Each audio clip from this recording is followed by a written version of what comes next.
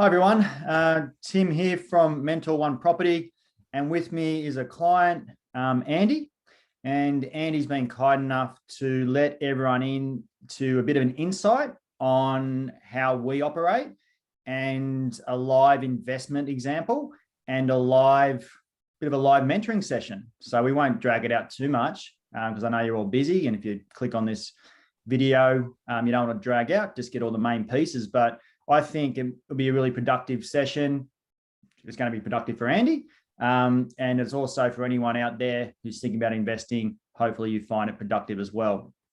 Now, we're going to be very candid. It's just very open. None of this is practice, of course. And we're going to talk about where he's got to with his current investment. And that includes any successes and any challenges he's having. So Andy, if I can start with just saying that the way, as you know, the way we like to do things is we plan, and we plan in great detail before we execute on any opportunity. And that's just the basis of this company and the group of companies. And so can I just ask you a little bit about your initial experience with us? And then starting from the very start, actually, why did you decide in the end to sort of bite the bullet, get involved, get some planning going, and start this whole process of investing again? Because I know you had one investment going way back, and then you're a little bit stagnant for a while. So over to you. Cool. Yeah. No. Thanks, Tim. Yeah. I mean, I guess the journey started a few years ago. Really. My ex-partner and I, we were looking to invest in a property.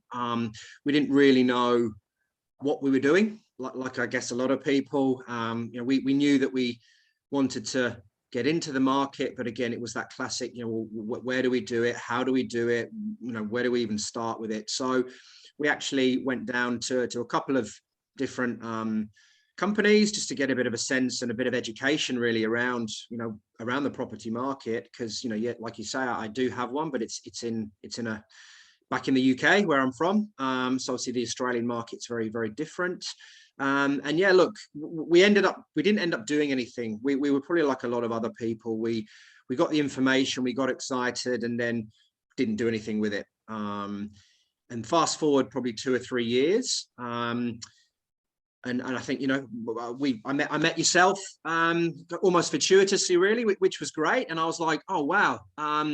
It kind of just prompted me again to really get back in, because I'd just done nothing. 2 or 3 years had gone by, the market had moved. And again, I knew I had some money sat there. It wasn't doing anything. It wasn't working for me. So yeah, bumped into you again. And I thought, right, this is a sign. I'm going to actually get off my backside and do something about it. So we obviously caught up afterwards.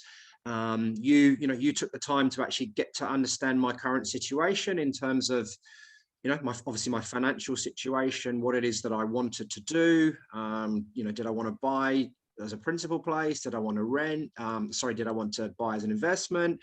All those key things. And yeah, we had quite a few sessions together.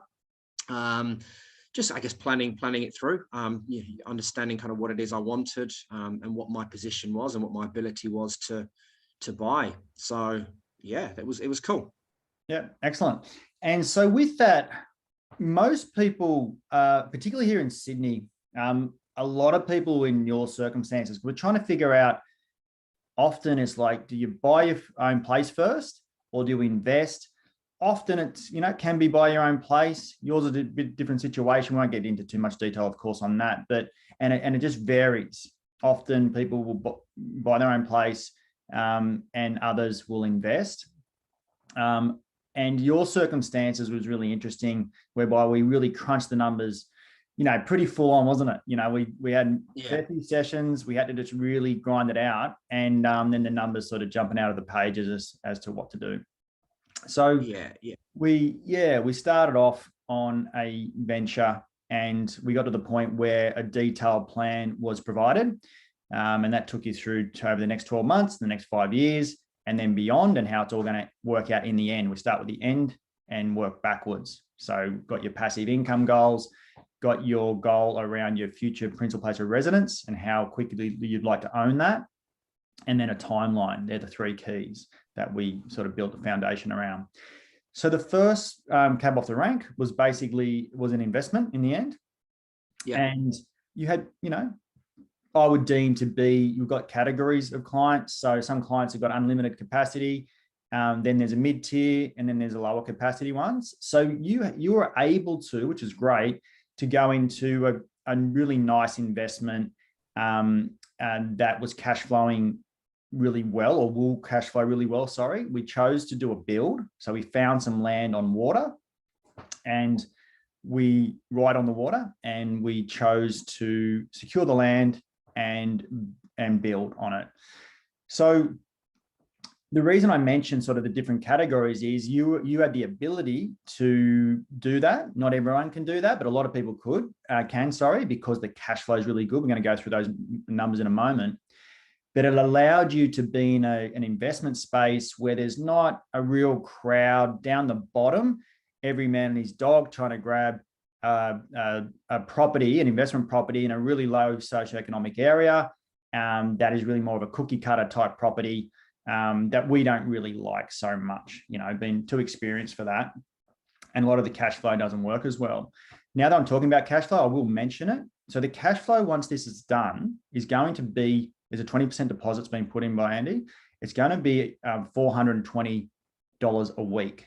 So that's very difficult to achieve on, a $400,000 property in a lower socioeconomic area.